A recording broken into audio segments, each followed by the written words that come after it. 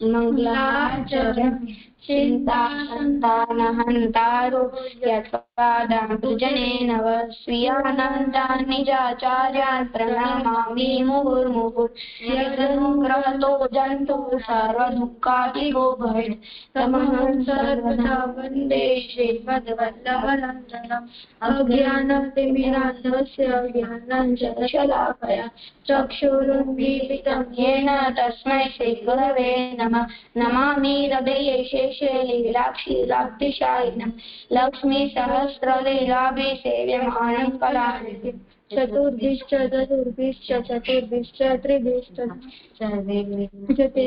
पञ्चदाहृदये नमः।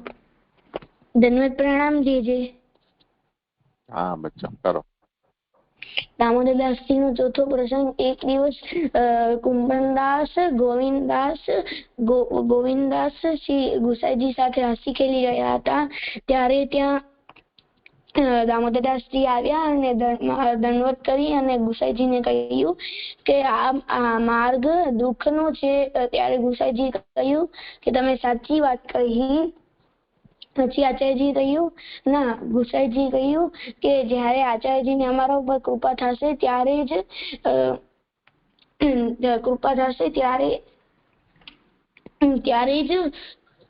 કષ્ટ અને આતુરતા દૂર થશે આવશે। અને પછી તેમણે કહ્યું કે આ માર્ગમાં દામોદરદાસજી કહ્યું માર્ગમાં આવવાનો શું પ્રકાર? ત્યારે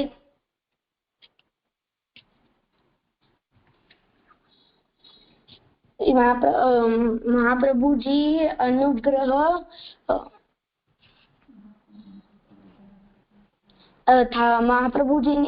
મહાપ્રભુજીની કૃપા વગર માર્ગમાં નથી અવાતું। આ માર્ગમાં પ્રવેશ ન કરી શકીએ ત્યારે અને પછી ત્યારે તેમણે કહ્યું કે આ વાત ગુસાઈજી દામોદરદાસજી કહ્યું કે મેં તો આપની વિનંતી કરી, આપ તો માર્ગની બધી વાત જાણો છો।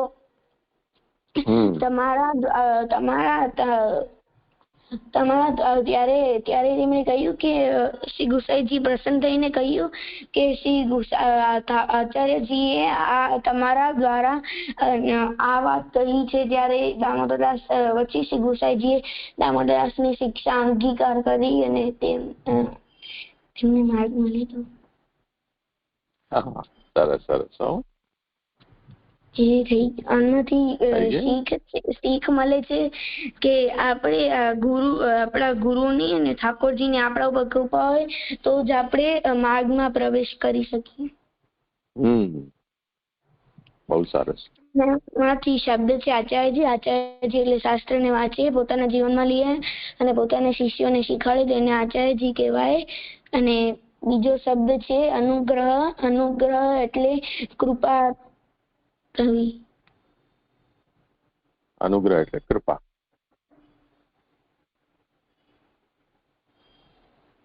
થઈ ગયું। બહુ સારું, આગળ કર।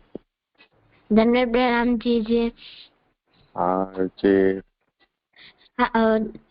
ઠાકોરજીની લીલા ઠાકોરજી જે મોટા થતા હતા એમને માખણ અને દૂધ બહુ પ્રિય હતું।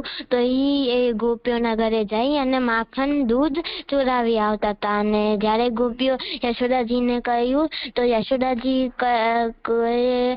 ક્રોધિત થતા અને એક વાર એમના અને જ્યારે બી ગોપીઓ જતા એમની મટકીઓ ફોડી નાખતા પોતાના મિત્રો સાથે। અને એકવાર ઠાકોરજી અને એમના મિત્ર આંગણમાં ખેલતા હતા ત્યારે ઠાકોરજીએ મીઠી પોતાના મોઢામાં નાખી તો એના મિત્રોએ યશોદાજીને કહી દીધું। તો યશોદાજીએ કહ્યું કે કે તમે મીઠી ખાધી મૂંગ ખોલો તો એમ તો ઠાકોરજીએ કીધું ના મેં મીઠી નથી ખાધી. તો યશોદાજીએ કીધું મૂંગ ખોલો. તો ઠાકોરજીએ જયારે મૂંગ ખોલે તો યશોદાજીને આખી સંસાર એમને મોઢામાં દેખાણો ત્યારે એ પછી મૂર્છિત થઈ ગયા. અને જેવા એમને હોશ આવ્યો ત્યારે એમને લાગ્યું કે હું સપનો હતો. આ ઠાકોરજી એવી રીતે માયા કરી હતી. આમાં થઈ ગયું. આમાં કોઈ શબ્દ પણ નહીં, શીખ પણ નહીં. શીખ નથી. હોતી કઈક આપણે મળશે કઈક. આજુબાજુ પૂછ કોઈક ને આમાંથી કઈક શીખ મળે તો.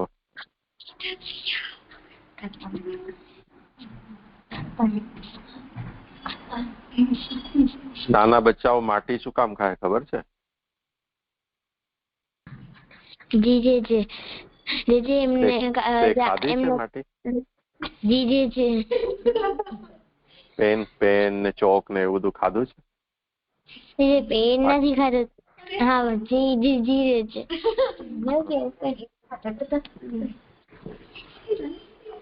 એ શું કામ ખાતો હતો તું? મસ્ત.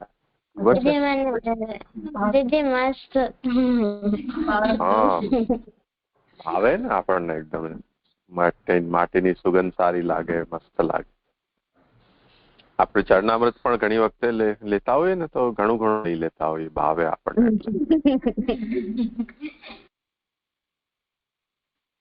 એક તો કારણ એ છે, અને બીજું કારણ એ છે કે આપણા શરીરમાં અમુક તત્વોની કમી હોય. એ તત્વ માટી અને આવી બધી વસ્તુમાંથી આપણને મળતું હોય છે. એને કારણે એવી વસ્તુ ખાવાની કુદરતી આપણને ઈચ્છા થાય. કારણ આપણને પણ ખબર ન હોય, પણ પ્રકૃતિ આપણને એવી પ્રેરણા કરે કે તમે આ ખાઓ, તો આપણે ખાતા ખાતા થઈ જઈએ. નાના બાળકોમાં તો આવું કારણ હોય છે. ઠાકોરજીને તો એવું કઈ હોય નહીં ને. ઠાકોરજીના અંદર કોઈ તત્વની કમી હોય એટલે ઈચ્છા થતી હોય, એવું ન હોય. તે જ રીતે ઠાકોરજીને કોઈ એનો સ્વાદ ગમતો હોય, એને કારણે કોઈ વસ્તુ આપ આરોગતા હોય, એવું પણ ન હોય. પણ ઠાકોરજી આવું કર્યું એના બે કારણ આપણે સમજી શકીએ. કે એક તો જો ઠાકોરજી બાલક બન્યા છે, લૌકિકમાં બાલક જેવું કરે તેવું પોતે પણ કરે. યશોદાજી વગેરે છે એમને એમના ઉપર બાલકવત પ્રેમ થાય. ઠાકોરજી પોતાનું ભગવાન જે રૂપ છે, ઈશ્વર રૂપ પ્રકટ કરી દે કે તેવું વ્યવહાર કરે તો પછી બાલક જેવો વ્યવહાર નંદરાય યશોદાજી ન કરી શકે. એટલે લૌકિક બાલક જે કરે એ બધું ઠાકોરજી પણ કરતા. આ એક વાત છે. અને બીજું, યશોદાજીને પોતાનું મહાત્મ્ય દેખાડવું હતું. ભલે પછી એ મહાત્મ્યને ભૂલાવી દીધું, પણ એક વખત થોડોક ચમત્કાર દેખાડવો હતો. ઠાકોરજી એ માટે ખાધી છે એવી ચુગલી બલદાવજીએ કે બીજા સખાઓએ કરી. એટલે યશોદાજીએ ઠાકોરજીને મુખ ખોલવા માટે કહ્યું. અને મુખ ખોલ્યું ત્યારે એમાં બ્રહ્માંડનું દર્શન કરાવ્યું. યશોદાજીને પોતાના મહાત્મ્યનું જ્ઞાન કરાવવું એ બીજું કારણ હતું માટી ખાવા પાછળનું. સમજાયું? જી જી જી શું સમજ્યો? એમ સમજ્યો કે ઠાકોરજીને માટી એટલા માટે ખાધી કે એમને યશોદાજીને પોતાનું મહત્વ એકવાર સમજાવો તો એટલે એમને માટી ખાધી. એમના મિત્રએ જયારે યશોદાજીને કહ્યું તો યશોદાજી એમને કહ્યું ને હું ખરો તેમને આખો સંસાર જોયો ને એટલે એમને પછી ભૂલી ગયા. આમાંથી બીજું કારણ? અને આપણે કંઈક આપણે ભાવે ને કારણ કે નાના બાળકને કંઈક ભાવે રેતી કે ચોક કે કંઈ સુગંધ મસ્ત હોય કે આપણા શરીરમાં કંઈ કમી હોય એટલે આપણે પોતાની રીતે જ ખાવાનું ચાલુ થઈ જાય, ખાવાનો ઈચ્છા થાય. ઠાકોરજી એટલે આરોગ્ય માટે ના જી ઠાકોરજીને તો પોતાનો સમજાવો તો યશોદાજીને એ હું કોણ છું એ સમજાવો તો. શું સમજાવવું હતું? એમને પોતાનું મહાત્મા સમજાવો તો. નહીં, એ તો એક કારણ થયું. બીજું કારણ એ હતું કે જેમ બીજા બધા બાળકો છે એવી રીતે હું પણ તમારો બાળક છું. તો બાળક જેવું કરે એવું ઠાકોરજી પણ કરે તો નંદરાય યશોદાજીને એમ થાય ને કે હા મારો બાળક છે, નહીં તો ઈશ્વર લાગે. તો ઠાકોરજી એવું નતા ઈચ્છતા કે નંદરાય યશોદાજી એમને ઈશ્વર સમજે, એમને પોતાનું બાળક સમજે, એવું જ ઈચ્છતા. એટલે બાળક જેવો બીજા બધા બાળકો જેવો વ્યવહાર કરે એવો વ્યવહાર ઠાકોરજી પણ કરતા. સમજ્યો? એમ સમજો કે એમ ઠાકોરજીને યશોદાજીને અને એમ સમજાવતો કે હું એમનો બાળક છું અને બધા જેમ બાળક કરે એમ એમને બી એમ કર્યો એટલામાં સમજાય. ઠીક છે.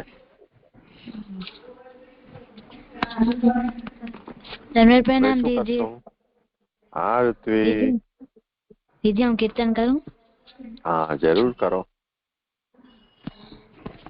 भोरहि कान करत मोसो जगरो, भोरहि कान करत मोसो जगरो, भोरहि कान करत मोसो जगरो, भोरहि कान जगरो, सब बिन छांडी करत सो,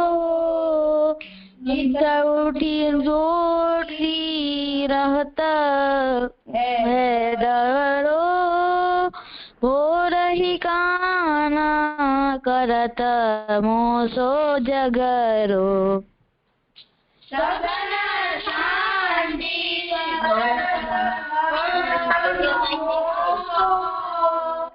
निरउटियो की रहत है जगरो, भोरहि कान करत मोसो जगरो, भोर सदा नहीं सुनियो नहीं देखियो, धीररी खिलियो खनाव्यो रो, भोर सदा सुनियो नहीं देखियो, धीररी खिलियो करो, दिनम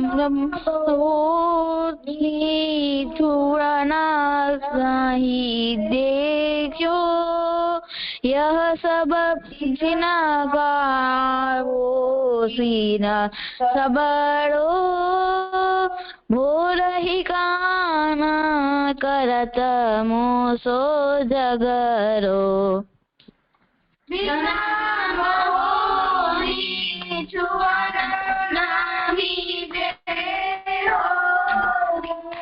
यह सब सीना गावो सीना सबरो, भोरहि कान करत मोसो जगरो, चुंबक मुख उड़ावत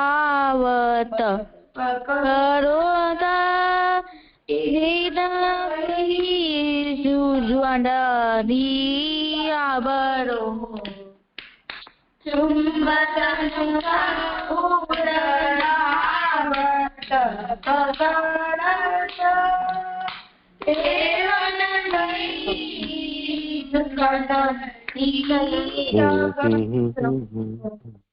પરમાનંદ સખી વાલીની ચાંડી નક્ષી જો દર્દહરી વાળો ભોરહી કાન કરત મોસો જગરો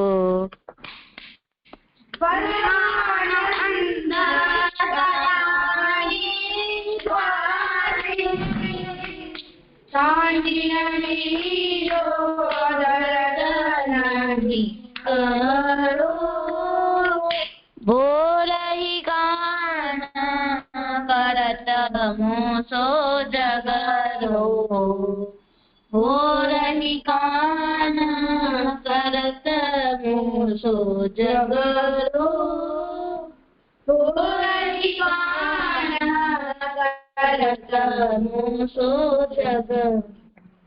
ધીરે થઈ ગયું.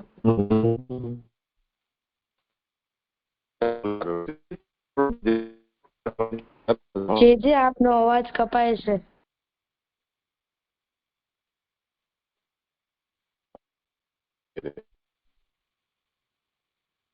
હવે જી હવે આવે છે. સારું, જીઓ નથી જીવવા દેતો. સારું, ચલો હવે શું કરશો?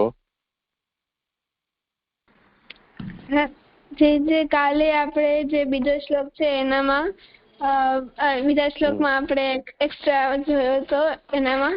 તો એ બીજા શ્લોકમાં એવું હતું કે શ્રી મહાપ્રભુજી જાય છે કે ઉપર જે ઉત્તમ કયા એટલે પહેલા શ્લોકમાં જે ઉત્તમ શ્રોતા કયા છે એના પછી અને જેઓ એમનો મન વિક્ષિપ્ત નથી પરંતુ વિકલિન છે, સદા ભગવાનની સ્મૃતિ વિવલતા નથી રહેતી, પણ યાદ આવે ત્યારે જ એમનો મન વિવલ થાય છે. શબ્દ અને અર્થ બંનેમાં જેની નિષ્ઠા નથી પણ કેવળ અર્થમાં જ એમની નિષ્ઠા છે એ મધ્યમ શ્રોતા ગણાય છે. તો એમાં શબ્દ અને અર્થ એ આપણે જોયા હતા કે શબ્દ એટલે પ્રમાણ અને અર્થ એટલે પ્રમેય એમ લેવાનું છે. પ્રમાણ એટલે કે પ્રમાણાક્ષિત ભગવાન કેવા છે અને પ્રમાણ આશ્રિત ભગવાન કેવા છે એવો જોવાનો છે ને અર્થ એટલે કે પ્રમેય એટલે પ્રમાણથી સ્વતંત્ર ભગવાન કેવા છે. તો બંને ભગવાન સંબંધી જ છે પરંતુ બંને વચ્ચેની જે દૃષ્ટિ છે એમાં અંતર છે કે બંને છે. તો ભગવાન સંબંધિત તો બંને વચ્ચેની જે ભગવાનને જોવાની જે દૃષ્ટિ છે એમાં અંતર છે ખાલી. જેમાં આપણે અર્જુનનો એક્ઝામ્પલ જોયો હતો કે અર્જુને એટલે કે ભગવાને જે ઉપદેશ અર્જુનને આપ્યો ગીતાજીનો ત્યારે અર્જુનને ભગવાને એમને એમ કહ્યું કે એમના પહેલા મેં સૂર્યને બી આ ઉપદેશ આપ્યો છે. તો પછી અર્જુનને એવું થયું કે સૂર્ય તો દેવતા એ તો કેટલા વર્ષોથી છે એટલે કે એ તો એમનો તો એ તો અમર છે પણ આપનો જન્મ તો મારી સાથે જ થયો છે. તો પછી તો એવી રીતે અર્જુનને પ્રમાણ જોતો હતો, એમને જે અનુભવ થયો એટલું જ એમને ખબર છે. તો જે પ્રમાણ રૂપ પ્રભુનો છે એ અર્જુનને એટલે કે અર્જુનના એક્ઝામ્પલથી સમજી શકાય છે. તો ભગવાન જ્યારે અવતાર ધારણ કરે છે, પ્રકટ થાય છે ત્યારે ભગવાન લૌકિક રૂપથી તો બધાને દર્શન આપે છે પણ જ્યારે ભગવાને બધા સાથે અવતાર લીધો ત્યારે કોઈને ખબર નથી પડતી કે આ ભગવાન છે, કેમ કે ભગવાન પોતાનો જે પરમાત્મા સ્વરૂપ કે પુરુષોત્તમ સ્વરૂપ બધાને દેખાડતા બી નથી ને એમાં વર્ણન બી નથી કરેલો. પણ જ્યારે ભીષ્મ પિતામહ કે એમની ભીષ્મજી કે કોઈ બીજા એવી સ્તુતિ કરે ત્યારે આપણે સમજણ પડે છે કે આ ભગવાન છે. તો એવી રીતે જે યશોદાજીનો પ્રસંગ જે રુચિભાઈ કર્યો તો એનામાં બી આપણે જોયું કે ઠાકોરજીએ એમાં મહાત્મ્ય એટલે કે એમને તો પોતાનું બાળક જ સમજતા હતા. તો એમ નતા સમજતા કે કોઈ ભગવાન છે, એમ કે ઠાકોરજી એવો કોઈ સ્વરૂપ દેખાડ્યો નતો. પણ ઠાકોરજી જ્યારે પોતાનું સ્વરૂપ દેખાડ્યો ત્યારે અને પછી પાછો ને વિસ્મરણ કરાવી દીધો, કેમ કે ઠાકોરજીને એવી લીલા કરાવી હતી. અને એ એટલે કરાયો ક્યારેક ભગવાન કોઈકને પોતાનો પ્રમાણ અને પ્રમેય બંને બતાવે, પણ પછી પ્રમાણ ક્યારેક ભૂલાડી દે છે, કેમ કે અગર બધાને એવું એટલે કે બધાને એમ ખબર પડશે પ્રમેય એટલે કે ઠાકોરજી ભગવાન છે એવું આમ ખબર પડી જશે, એટલે યા તો પછી પ્રમેય રૂપ ભગવાનનો પ્રમેય બલ જે પ્રભુનો છે એ ખબર પડશે તો એ સહજતા નહીં રહે અને લીલા જે છે એ પ્રભુની નહીં થાય. તો અવતાર કાળની વાત કરીએ તો અવતાર કાળની એમ આપણે જોઈએ અવતાર કાળમાં તો અત્યારના કાળમાં પ્રભુ સાક્ષાત આધિદૈવિક સ્વરૂપમાં નથી બિરાજતા, પણ પહેલા જ્યારે અવતાર લીધો તો પ્રભુએ જે અવતાર લીધો તો એ સ્વરૂપનો જે વર્ણન શાસ્ત્રમાં કરેલો છે એ પ્રમાણે આપણે એમને જાણીએ છીએ.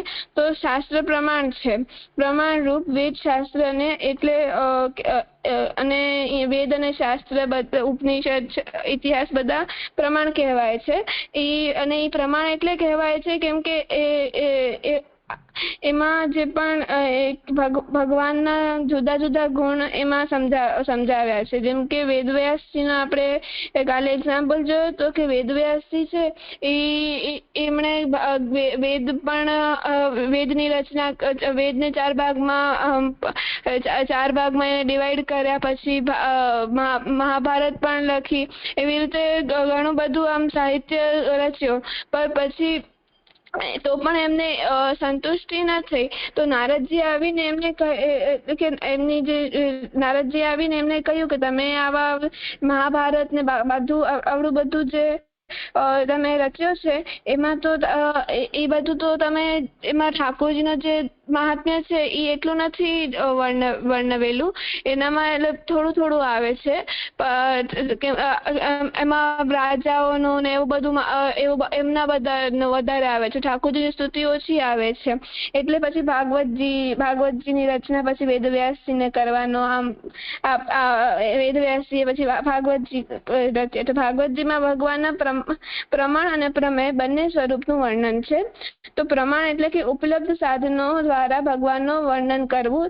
એ પ્રમાણ કે ભગવાન ભગવાન જે વસ્તુનો આપણે અનુભવ કરાવે એ વસ્તુ આપણા પાસે ઉપલબ્ધ હોય એના સાધન દ્વારા આપણે ભગવાનનું વર્ણન કરીએ એને પ્રમાણ કહેવાય છે. પરંતુ ભગવાનના જે ભગવાન સર્વ સામર્થ્યવાન છે, અનંત છે, અચિંત્ય છે, એમનું સામર્થ્ય સર્વ સામર્થ્યવાન છે, એટલે આપણે એક શબ્દમાં એને કહી નથી શકતા.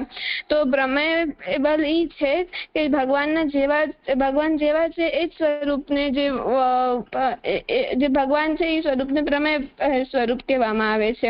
તો ભગવાનનો તો જે પ્રભુનો જે અચિંત્ય જે સામર્થ્ય છે પ્રભુનો, તે સર્વ સામર્થ્યવાન છે, પ્રભુ અનંત છે, તો એ તો શબ્દોમાં આપણે નથી સમજાવી શકતા. તો બધાને શરૂઆતમાં ભગવાનને જે પ્રમાણરૂપ છે એ જ અનુભવ થાય છે, પણ જે પ્રભુ પ્રમાણરૂપ જ સમજાવે છે.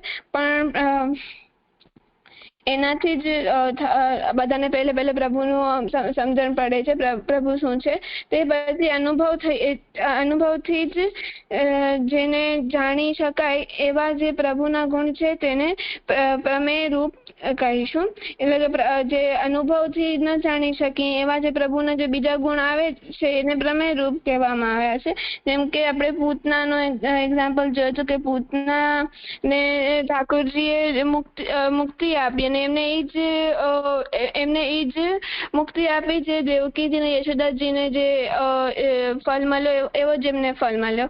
તો શાસ્ત્રમાં ને બધામાં એમ કહે છે કે આવી રીતે ઠાકોરજીએ કર્યું તો એ તો ખોટું કહેવાય, કેમ કે જે એમને તો દુષ્ટ કર્મ કરે તો પાપ કર્યો તો એમને તો સજા મળવી જોઈએ. તો ઠાકોરજી આવી રીતે વેદ અને શાસ્ત્રમાં એનો પ્રમાણ નથી, તો એમાં ઠાકોરજી કહે છે કે અગર આપણે પણ આમ આવી રીતે ક્ષમા નહીં કરીએ તો ભગવાનનું શું કામ? એવી રીતે પ્રભુ આમાં પ્રમેય સ્વરૂપ પોતાનો બતાડે છે. તો શબ્દનિષ્ઠ અને અર્થનિષ્ઠ એટલે શબ્દનિષ્ઠ એટલે પ્રમાણનિષ્ઠ અને પ્રમેયનિષ્ઠ, જેને ભગવાનના પ્રમેય રૂપનું જ્ઞાન નથી તેની પાસે પ્રમાણ રૂપનું જ સાધન છે. તો જેમ કે આપણે સામાન્ય જીવ છીએ, તો ભગવાન આપણે આમ કોઈ પૂછશે, આપણે આપણું એક્ઝામ્પલ આમાં રહી શકે કે ભગવાન આપણે પૂછશે, કોઈ પણ આપણે પૂછશે કે ભગવાન કોણ છે, તો આપણે જે સુધી શાસ્ત્રમાં વર્ણવેલું છે જેમનું મહાત્મ્ય એ જ ભગવાન છે, તો જે પ્રૂફ છે, જે પ્રૂફ એને પ્રમાણ કહે છે, એ તો પ્રમાણનો જેની અંદર ભાર છે તેવા શ્રોતા એને પ્રમાણ સ્વરૂપ કહેવામાં આવે છે.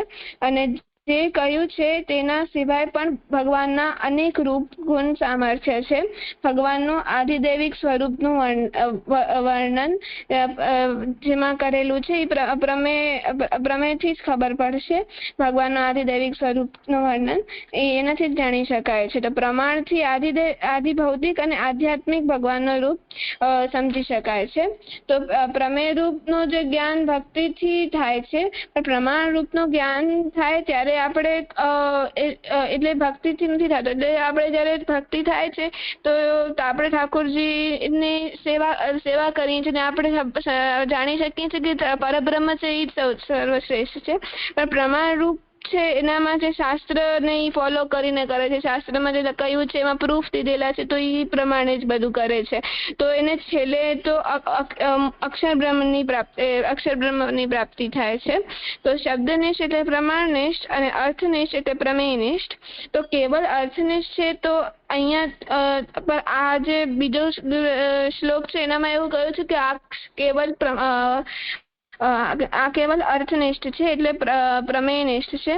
તો અહીંયા આ હોવું એટલે થોડો પ્રોબ્લેમ એનામાં થાય છે, કેમ કે ભગવાનના પ્રમેય રૂપનું જે જ્ઞાન છે એ પ્રમાણથી થાય તો એ ઉત્તમ છે. નહીં તો પછી ભગવાનનું જ્ઞાન કોઈ પણ રીતે થઈ જાય એને સમજાશે નહીં. જેમ કે આ એક્ઝામ્પલ જોયું તો કે બ્રહ્માજી અને ઇન્દ્ર એમને પણ ઠાકોરજીએ પૃથ્વી પર જન્મ લીધો તો ત્યારે એમને પણ એવું ન સમજાયું કે ઠાકોરજીએ જન્મ લીધો છે.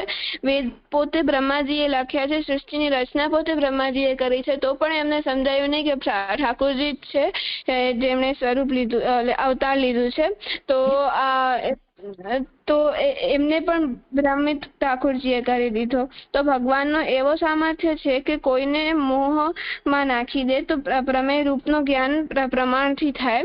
તો ઠાકોરજીની આ બધી લીલા છે એમાં જે પ્રમાણ શાસ્ત્ર દ્વારા જેનું વર્ણન કરવામાં આવે છે એ સાધારણ પ્રકારની લીલા કે સાધારણ પ્રકારનો સામર્થ્ય જોવા મળે છે. તો ભગવાનનો પોતાનો પ્રમેય બલનો આશ્રય કરીને જે લીલા કે સ્વરૂપ પ્રકટ કરે છે તે અસાધારણ છે. એ વિશેષ પ્રયોજનથી જ કરે, અન્યથા એવું કરવાનું કોઈ કારણ ન હોય. જેમ આપણે અર્જુનને ઠાકોરજીએ વિરાટ સ્વરૂપ બતાવ્યું, પછી સભામાં વિરાટ સ્વરૂપ ભગવાને બતાવ્યું, તો એ તો મહાત્મ્ય પ્રકટ કરવા માટે. એટલે ઠાકોરજી આવો જે પ્રમેય બલ પોતાનો ત્યારે જ બતાડે છે જ્યારે વિશેષ ભક્ત પર કૃપા કરવી હોય યા તો પછી વિશેષ પ્રયોજન હોય અથવા નથી એટલે કે આ બે મેઇન રીઝન હોય છે. તો શ્રોતા છે જે સાધારણ પ્રકારનું ભગવાનનું સાધારણ પ્રકારનું ભગવાનનું પ્રમાણ આશ્રિત છે, એમાં એટલી બધી રુચિ નથી આપતા, કેમ કે જેટલી પ્રમેય આશ્રિત રૂપમાં રુચિમાં આપે છે. પ્રમેય જે છે, પ્રમેય આશ્રિત જે શ્રોતા છે એમાં વધારે રુચિ આપે છે, કેમ કે એમાં ભગવાનનો મહાત્મ્ય સમજાય છે. કેમ કે એમાં જે છે એ અસાધારણ હોય છે, એટલે કે જે ભક્તના જે પણ જે એમના એક્સપેક્ટેશન્સ છે, આશા છે, એનાથી જરાક અલગ હોય છે. તો એમાં વધારે વધારે ઇન્ટરેસ્ટ લાગે છે. તો અહીંયા અર્થનિષ્ઠ પ્રમેયનિષ્ઠને મધ્યમ કયા છે. એનું કારણ એ છે કે જો પ્રમાણ સહિત પ્રમેયમાં નિષ્ઠા હોય તો તે ઉત્તમ છે, પણ આ જે પ્રમેયનિષ્ઠ છે એ પ્રમાણ રહિત છે. એને કારણે પ્રમેયનું જ્ઞાન એટલું પ્રામાણિક નથી ગણાતો. કોઈ વખતે ભગવાન એમને છેતરી પણ શકે છે. જેમ એકવાર આપણે એક્ઝામ્પલ આપે તો કે એકવાર રૂકમિણીજી અને ઠાકોરજી બિરાજતા હતા, તો ઠાકોરજીએ રૂકમિણીજીને પૂછ્યું કે હું તો એકદમ સાધારણ ગાલો છું અને ઉગ્રસેનનો સેવક છું, તો તમે મારી જોડે વિવાહ કેમ કર્યો? તો રૂકમિણીજી સહન ન કરી શક્યા. એમને ઠાકોરજી જે કહે છે એ સમજાયું નહીં. તો ઠાકોરજીનો એ તો પ્રમેય બલ હતો, તો ઠાકોરજી એમને ભ્રમિત કર્યો. તો એવી રીતે રૂકમિણીજી આમાં ભ્રમિત થઈ ગયા. તો પ્રમાણાશ્રિત પ્રમેયનો જ્ઞાન થાય તો તે ઉત્તમ ગણાય છે, પણ પ્રમાણ રહિત પ્રમેયનો જ્ઞાન છે એની શ્રવણમાં રુચિ છે, એને કારણે શ્રોતામાં મધ્યમતા આવી જાય છે. તેથી મને આમાં એવું સમજાયું હતું. હા, બહુ સારું. હવે આપણે જુઓ આમાં પ્રમાણ અને પ્રમેય એમાં જે ઉદાહરણ આપણે લીધા છે એ બધા અવતાર કાલના છે. વિશેષ વાત આમાં એ સમજવાની છે કે જે વખતે ભગવાન પ્રત્યક્ષ પ્રકટ છે એટલે કે ભગવાનનો અવતાર કાલ છે, અને અવતાર કાલમાં પણ ભગવાન જે ભક્તોને સાક્ષાત્કાર કરાવી રહ્યા છે એ પ્રણાલી અને અનવતાર કાલની પ્રણાલી એ એક્ઝેક્ટ બહુ વિરુદ્ધ હોય છે. અવતાર કાલમાં પ્રમેય એટલે ભગવાન સ્વયં એ પહેલે આપણને પ્રકટ દર્શન આપી દે છે, એટલે પ્રમાણની દરકાર રહેતી નથી.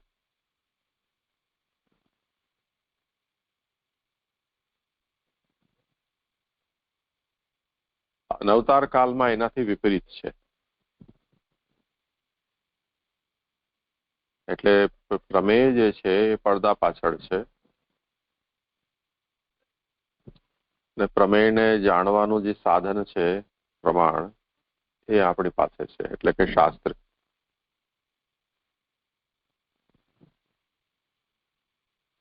એ કારણે પ્રમેય જે વખતે પ્રત્યક્ષ છે ત્યારે એ પ્રમેય પ્રમાણમાં આ રીતે વર્ણિત છે એ સમજવું પડે છે.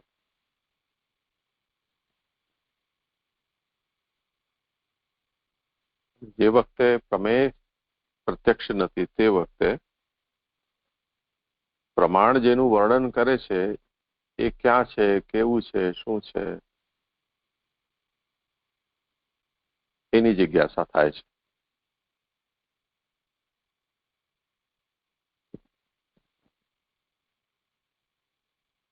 એટલે જ્યારે અવતાર કાલ છે તે વખતે ભગવાને જેમ યશોદાજીને મુખમાં બ્રહ્માંડના દર્શન કરાવ્યા, કે જ્યારે નંદરાયજી વગેરેને ભગવાનના લોકને જોવાની ઈચ્છા થઈ તો એ દર્શન કરાવ્યું, કે અંધારામાં સ્નાન કરવા ગયા અને વરુણના સેવકો નંદરાયજીને પકડી ગયા તો વરુણ લોકમાં પધારીને નંદરાયજીને છોડાવ્યા અને વરુણે ભગવાનની સ્તુતિ પૂજા કરી. એ નંદરાયજીને દેખાડ્યું કે અક્રૂર ને યમુનાજીમાં અને રથમાં બંને જગ્યાએ એક સાથે દર્શન આપ્યા. અથવા ઇન્દ્ર ભગવાનના શરણે આવ્યો, માફી માંગી, એ બધાને દેખાડ્યું. આ બધી ભગવાનની પ્રમાણ લીલા છે. કેમ કે પ્રમેય એટલે ભગવાન તો પહેલે જ બધાને મળી ગયા છે. તો જે પ્રમેય છે એનું પ્રમાણ સિદ્ધ સ્વરૂપ શું એ જણાવવા માટે, એટલે કે મહાત્મ્ય જણાવવા માટે ભગવાને ત્યાં આ બધી લીલાઓ કરેલી છે.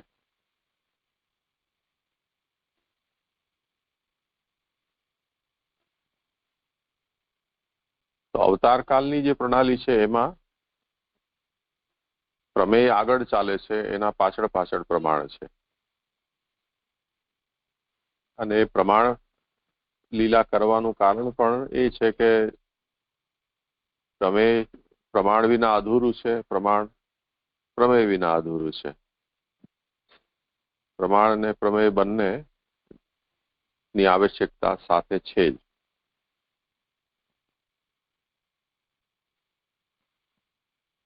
એટલે એ જે ખૂટતી કડી છે અવતાર કાળમાં એ પૂરી કરવા માટે ભગવાન પ્રમાણ લીલા કરે છે. કેમ કે જો એવું ન કરે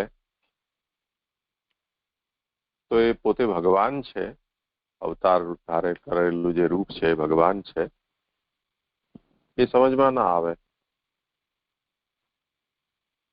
જેમ સત્યવ્રત રાજાના પ્રસંગમાં મત્સ્ય અવતારમાં સમુદ્ર કિનારે એ રાજા સંધ્યા કરી રહ્યા હતા અને હાથમાં જલની અંજલિ ભરી, એમાં માછલી આવી ગઈ નાનકડી.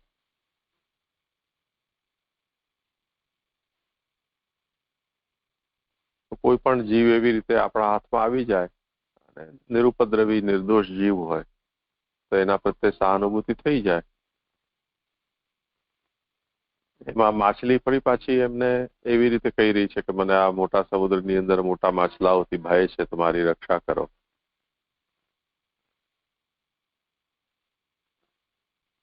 તો રાજાએ એમને બીજા કોઈ પાત્રમાં જલ ભરીને એને રાખી દીધી. તો થોડા સમયમાં તો એ એટલી મોટી થઈ ગઈ કે જે પાત્રમાં સમાસતી ન હતી. ઓર મોટું પાત્ર કર્યું, ઓર મોટું કર્યું.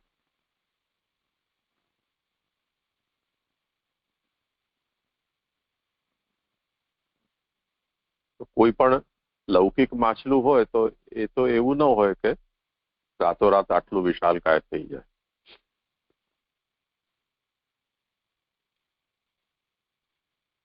મોટામાં મોટી જે માછલું હોય છે એ બ્લુ વેલ કે સ્પર્મ વેલ હોય,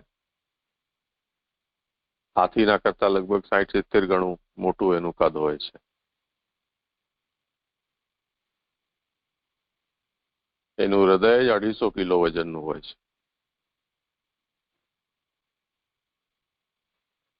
પણ તેમ છતાં પણ એ આટલા ઓછા સમયમાં આટલું વિશાલકાય ન થઈ શકે અને મનુષ્યની ભાષામાં બોલી ન શકે. તો ભગવાન મત્સ્ય અવતારમાં જે રૂપ અવતારનું પ્રકટ કર્યું છે એ તો લોકમાં ઉપલબ્ધ જે શરીર છે તેવું જ પ્રકટ કર્યું છે રૂપ. પરંતુ એમાં અલૌકિક સામર્થ્ય પાછું પોતાનું અલગથી દેખાડ્યું છે.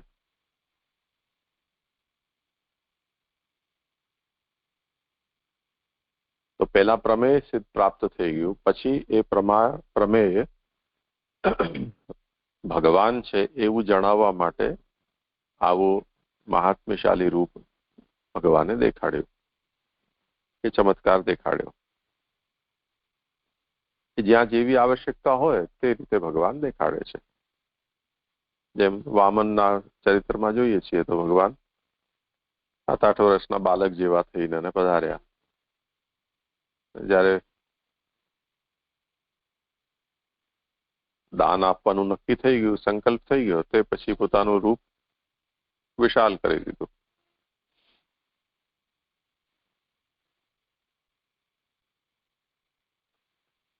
એવી રીતે અવતાર દશામાં ભગવાનનું જે પ્રમેય રૂપ છે એ રૂપ આપણને પ્રત્યક્ષ થઈ જાય છે, પહેલે જ પ્રાપ્ત થઈ જાય છે. તે વખતે પછી પ્રમાણની એમને દરકાર નથી, જેમની મન એમાં આસક્ત થઈ ગયું છે. કેમ કે પ્રમાણ જે છે એનો ઉપયોગ પણ એ હેતુથી જ છે કે જેમાં મન લગાવવું છે એના મહાત્મ્યને તમે સમજી લો, જેથી મહાત્મ્ય જ્ઞાનથી એના તરફ તમારું મન ઢળી જાય. પછી સ્નેહ તો સંગથી આપોઆપ થશે જ. મન ત્યાં ઢળી ગયું અને સંગ સિદ્ધ થયો તો સ્વતઃ સ્નેહ ભક્તિ થઈ જશે. તો જે પ્રમાણ છે એ મહાત્મ્ય સમજાવે છે, પ્રમેય આસક્તિ કે સ્નેહ સિદ્ધ કરે છે સામાન્ય રીતે. હવે અનવતાર કાળમાં જયારે ભગવાનનું એવું પ્રમેય રૂપ પ્રકટ નથી, તે વખતે ભગવાનને સમજવા માટેનું સાધન આપણી પાસે કેવલ પ્રમાણ છે.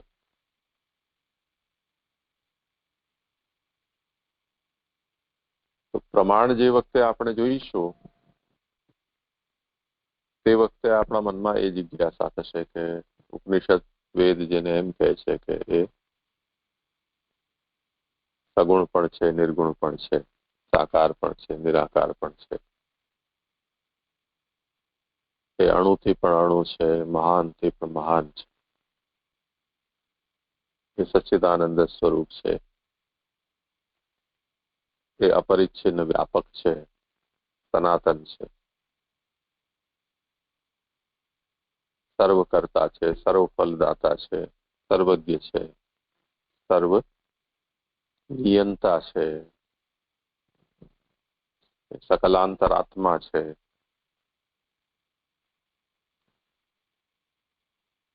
આવું જે વર્ણન છે એ ભગવાનના એ પ્રમેય રૂપનું જ વર્ણન છે. કે ચાહે બ્રહ્મ કહો, ચાહે પરમાત્મા કહો, ચાહે ભગવાન કહો, ચાહે કૃષ્ણ કહો, એ આવા છે. તો આ બોધ છે એ પ્રમાણથી થયેલો બોધ છે.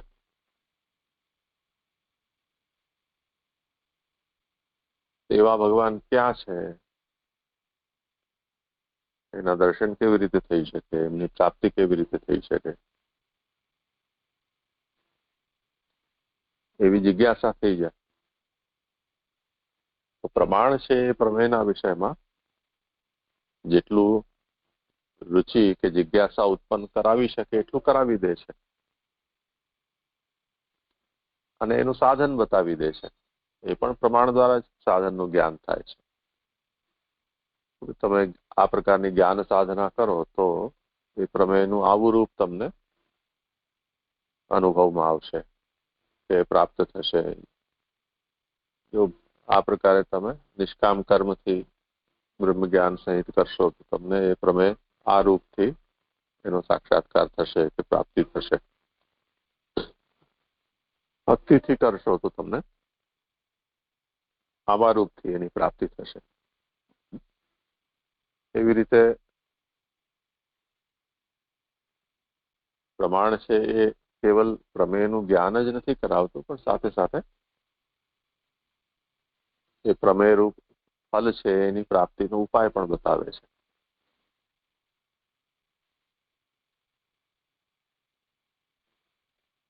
એટલે સાર એ થયો કે અવતાર કાળમાં પ્રમેય પહેલા પ્રાપ્ત થઈ જાય છે, એ પછી પ્રમાણથી એને સમજાવવામાં આવે છે. પ્રમેય પહેલા છે, પ્રમાણ પાછળ છે. અનવતાર કાળમાં પ્રમેય પાછળ છે અને પ્રમાણ આગળ છે. તો પ્રમાણથી પ્રમેયનું જ્ઞાન થાય છે. એ અનવતાર કાળની પદ્ધતિ છે. અવતાર કાળમાં જે પ્રમેય સિદ્ધ જ છે, પ્રાપ્ત થયેલું છે, એ પ્રમેય પ્રમાણ સિદ્ધ છે એવું બોધ પાછળથી કરાવવામાં આવે છે. એટલે કાલે આપણે એ ઉદાહરણ જોયું હતું કે ઠાકોરજી પ્રકટ થઈ ગયા, ચંદ્રાઈજીને ત્યાં પધાર્યા પણ ખરા. તે પછી ગર્ગાચાર્ય એમનું જ્ઞાન કરાવ્યું, કેમ કે ગર્ગાચાર્ય છે એ આચાર્ય છે, ઋષિ છે.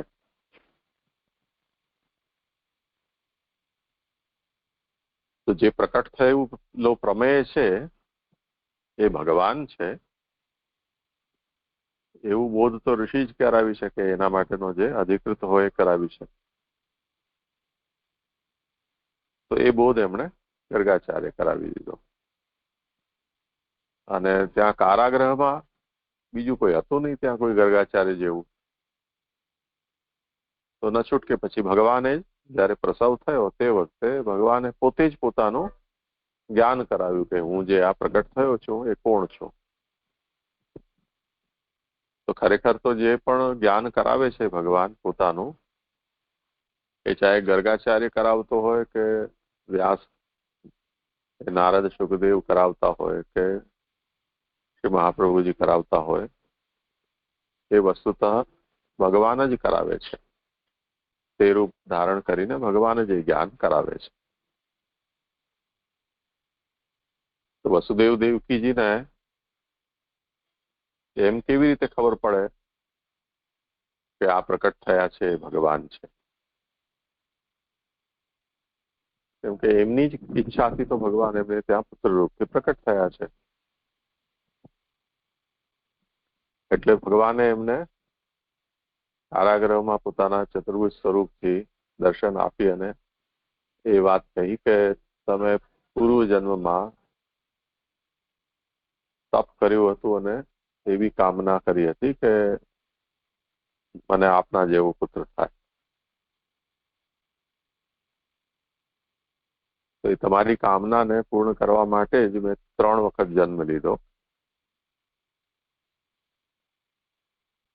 અને એ હું જ ભગવાન છું જેમની તમે પુત્ર રૂપી કામના કરી હતી. તો એ વિશ્વાસ અપાવવા માટે પોતાનું ભગવાનનું રૂપ છે એ પણ દેખાડ્યું અને તે પછી ભગવાન બાલક થયા. તો પ્રમેય કે ફલ એ પહેલે આવી ગયું, પ્રમાણ કે સાધન જે કહો તે એના પછી આવ્યું અવતાર કાળમાં. અનવતાર કાળમાં એનાથી વિપરીત છે. પહેલે પ્રમાણ અને સાધન આવે છે, તેના પછી પ્રમેય અને ફલની પ્રાપ્તિ થાય છે. આ બહુ જ ધ્યાનથી સમજવાનો વિષય છે.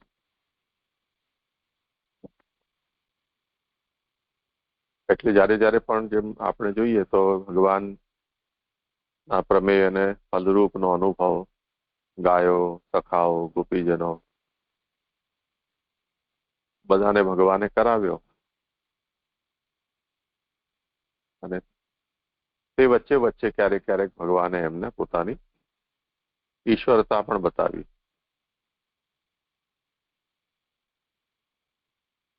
જેમ દાવાગ્નિ પાન કર્યું, કેટલા બધા અસુરોનો ઉદ્ધાર કર્યો, ગિરિરાજ ધારણ કર્યો, બ્રહ્માજીને મોહમાં નાખ્યા. એ જ રીતે ભૂખ લાગી તે વખતે કર્મનિષ્ઠ બ્રાહ્મણો છે એમના દ્વારા પણ એ જ બોધ કરાવ્યો. તો એમ પ્રકટ થઈ ગયા પછી ભગવાને વચ્ચે વચ્ચે એ કર્યું. એનાથી એક એ વાત પણ છે કે જે શાસ્ત્રનો સિદ્ધાંત છે કે ભક્તિમાં મહાત્મિક જ્ઞાન અને સ્નેહ બંનેના અંશ હોવા જરૂરી છે. 2 એલિમેન્ટ્સ જોઈએ છે. એકલો સ્નેહ છે એ ભક્તિ નહીં કહેવાય. મહાત્મ્ય પૂર્વક હોવું જોઈએ અથવા મહાત્મ્ય એમાં હોવું જોઈએ. તો મહાત્મ્યનો અંશ અધૂરો ન રહી જાય એટલા માટે ભગવાને પ્રક્રિયાને પૂર્ણ કરવા માટે પણ વચ્ચે વચ્ચે વ્રજ ભક્તોને મહાત્મ્યનું જ્ઞાન કરાવ્યું છે. જોકે એ એટલું બધું જરૂરી નથી, પણ પ્રક્રિયાની પૂર્તિ માટે એ કરાવ્યું. જેમ આપણે હાથ ધોઈને અંદર આવ્યા હોઈએ અને પછી કોઈ વ્યક્તિ એમ કહે કે હાથ ધોઈ લો, આપણે એમ કહીએ કે અમે હાથ ધોયેલા જ છે. તેમ છતાં પણ એ કહે કે ધોઈ નાખો ને એકવાર, તો એ કર્મકાંડ પૂરો થઈ જાય, નિયમ જળવાઈ જાય. ભલે સારા છે તો પણ ધોઈ નાખો. તો આપણે ધોઈ લઈએ વિવાદ કર્યા વિના. એવી રીતે જે લોકો ભગવાનના પ્રાકટ્યને કારણે જેમનું મન ભગવાનમાં આસક્ત થઈ ગયું છે, એવું આસક્ત થયું છે કે બીજી બધી જગ્યાએથી હટીને ભગવાનમાં લાગી ગયું છે. એમને કોઈ પ્રભુ મહાત્મ્ય દેખાડે તો જ એ લોકો ભગવાનમાં આસક્ત રહેશે, નહીં તો આસક્તિ હટી જશે એવું નથી. એટલે એમને પ્રભુ મહાત્મ્યના દર્શન આપે એવી કોઈ આવશ્યકતા નથી. તેમ છતાં પણ કોઈ અધુરાશ ન રહી જાય પ્રક્રિયામાં, તો એ અધુરાશની પૂર્તિ માટે ભગવાને આ પ્રકારની લીલા એમને પ્રકટ દેખાડી. કેમ કે સિદ્ધાંત એ છે કે પ્રમાણથી પ્રમેયની સિદ્ધિ પ્રાપ્તિ કે જ્ઞાન થાય છે. તો એ પ્રમાણ રહિત કેવલ પ્રમેયની પ્રાપ્તિ કે જ્ઞાન થયું છે એવું કોઈ ન કહી દે, એટલે ભગવાને એમને, નહીં તો શું થશે કે અવતાર કાળના ભક્તો છે એ ભક્તોની ભગવાનમાં જે આસક્તિ છે એ લૌકિકતા વાળી થઈ જશે, જો પ્રમાણનું એમને દર્શન ભગવાને ન કરાવ્યું હોય તો. એ અલૌકિક રહે એ હેતુથી પણ ભગવાને એમને પોતાના મહાત્મ્યનું દર્શન કરાવ્યું છે. હવે નારદજી જેવા ભક્ત છે, જગતભરમાં ભગવાનનું મહાત્મ્યનું ગાન કરતા કરતા ફરતા રહે છે.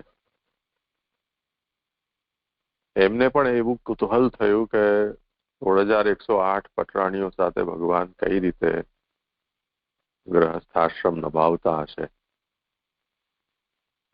એવું એમને કુતૂહલ થયું. એટલે દ્વારકા પધાર્યા એ ભગવાનની ગ્રહસ્થીનું દર્શન કરવા માટે. અને ત્યાં ઠાકોરજીના દરેક મહેલમાં પટરાણીઓના એમણે એક પછી એક પ્રવેશ કરી અને દર્શન કર્યા. અને બધી જગ્યાએ ભગવાન એક સરખા એમને પ્રાપ્ત થયા. બધી જગ્યાએ ભગવાને એમનો સત્કાર પણ કર્યો, સ્વાગત કર્યું, પૂજન કર્યું. અને કોઈ પણ પટરાણીને એવો અનુભવ નતો થતો કે ભગવાન મારી પાસે નથી,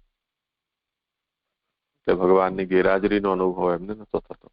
એક જ સમયમાં બધાને ભગવાન એમની જ પાસે છે એવો અનુભવ થતો હતો.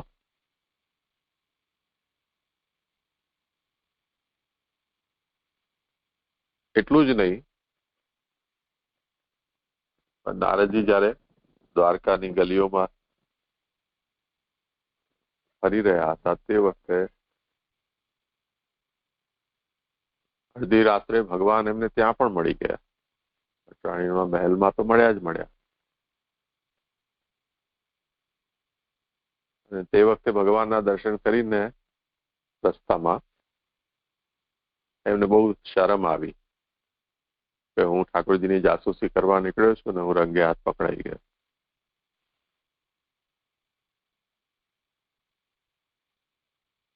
તો ભગવાન છે એવું થોડું ઘણું જ્ઞાન હોવા છતાં પણ એ ભગવાન કેવા ભગવાન છે એ જાણવાની ઈચ્છા તો ફરી પાછી રહે જ છે. તો જેટલું રૂપ ભગવાન પ્રકટ કરે છે, ભગવાન એટલા જ છે કે એવા જ છે, આપણી ધારણા એવી બની જાય. પરંતુ ભગવાનના ગુણ અને રૂપ એનો કોઈ અંત જ નથી. એને કારણે જે પણ ધારણા આપણે બાંધી લઈએ એ બધી ધારણાઓનો ભગવાનની બીજી લીલા, બીજા રૂપ, ગુણોનો આપણે વર્ણન વાંચીએ તો એ ધારણા આપણી ખોટી સિદ્ધ થઈ જાય. તો વેદો જે રીતે ભગવાનનું વર્ણન કરે છે એ પ્રકારના ભગવાનના જો ગુણોને આપણે જોઈએ તો વિચારીએ તો અવતાર લીધેલા જે ભગવાન છે એ ભગવાન છે એવું કોઈ માની ન શકે. કેમ કે અવતારમાં ભગવાનના બધા જ વેદ વર્ણિત ગુણો છે તે નકામા થઈ જાય છે. એટલે વેદ કહે છે કે બ્રહ્મ સચ્ચિદાનંદ છે, પણ અવતાર રૂપમાં તો મને ભગવાન છે આપણા જેવા દેખાય છે. એટલે સદરૂપ ચિદરૂપ દેખાય છે. આનંદરૂપ તો દર્શન થતા નથી બધાને. વેદ કહે છે કે બ્રહ્મ ભગવાન વ્યાપક છે, પણ ત્યાં તો કોઈ મનુષ્ય કે મત્સ્ય કચ્છપ કે એવા રૂપમાં ભગવાન પરિચ્છિન્ન દેખાય છે. વેદ કહે છે કે બ્રહ્મ અજન્મા છે. અહીંયા તો અવતારમાં તો ભગવાન જન્મ ધારણ કરે છે. વેદ કહે છે કે બ્રહ્મને કોઈ કર્મ બંધન નથી, પણ ભગવાન અહીંયા જનોઈ પણ લે છે અને સાંદીપનીને ત્યાં ભણવા પણ પધારે છે. કોઈ વખતે કોઈ શાપ આપી દે તો એ શાપનો દંડ પણ ભોગવી લે છે.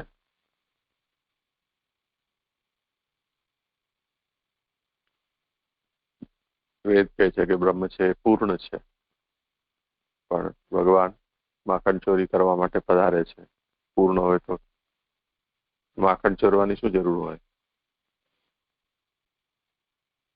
તો આવી રીતે જેટલા પણ ભગવાનના તરીકે જે વર્ણન મળે છે શાસ્ત્રમાં, પ્રમાણમાં, એ બધા જ પ્રમાણોથી વિપરીત સ્વરૂપ ભગવાનનું પોતાનું પ્રમેય લીલાની અંદર દેખાય છે.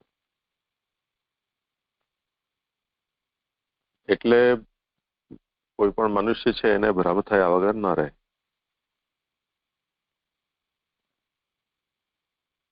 એ ભ્રાંતિની નિવૃત્તિ માટે અવતાર કાળમાં જે પ્રમેય પ્રકટ થઈ ગયું છે ભગવાન પોતે, એ પ્રમાણ સિદ્ધ છે એ વાતને સમજાવવા માટે ફરીથી આ પ્રકારની બધી વિભિન્ન લીલાઓ છે.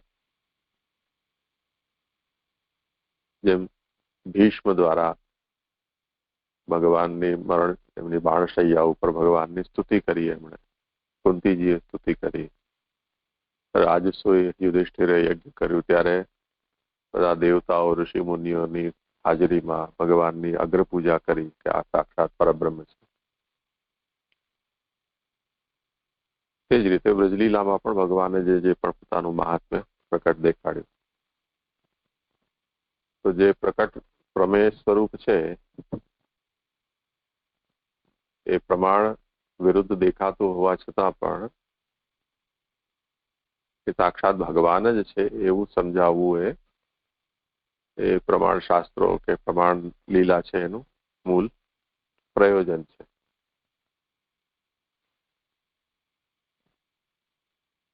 તો જે શ્રોતા છે એમાં પણ પ્રમાણની ઉપેક્ષા કરનારો यदि છે તો એ ક્યારેક ભટકી શકે.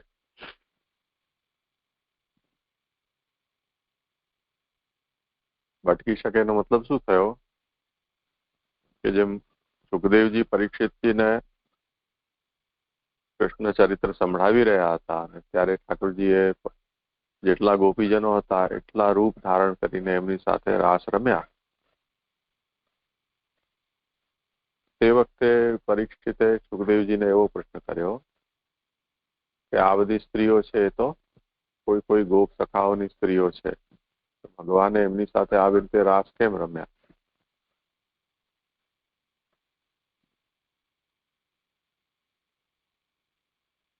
તો સુખદેવજીએ પછી આગળ હવે આ પરીક્ષિતની યોગ્યતા નથી રહી ગઈ આ કૃષ્ણ લીલાનું શ્રવણ કરવાની, એવું માનીને પછી લીલા છે એનો એકદમથી અબાઉટ ટર્ન લઈ લીધો કે આ લીલાનું વર્ણન હવે આગળ પરીક્ષિત સામે કરવા યોગ્ય નથી. કેમ કે ભગવાનના માટે કોઈ પોતાનું કે કોઈ પરાયું એવું કેવી રીતે હોઈ શકે? ભગવાન જ તો બધા રૂપથી પ્રકટ થયા છે, ભગવાનથી અતિરિક્ત તો કોઈ છે જ નહીં.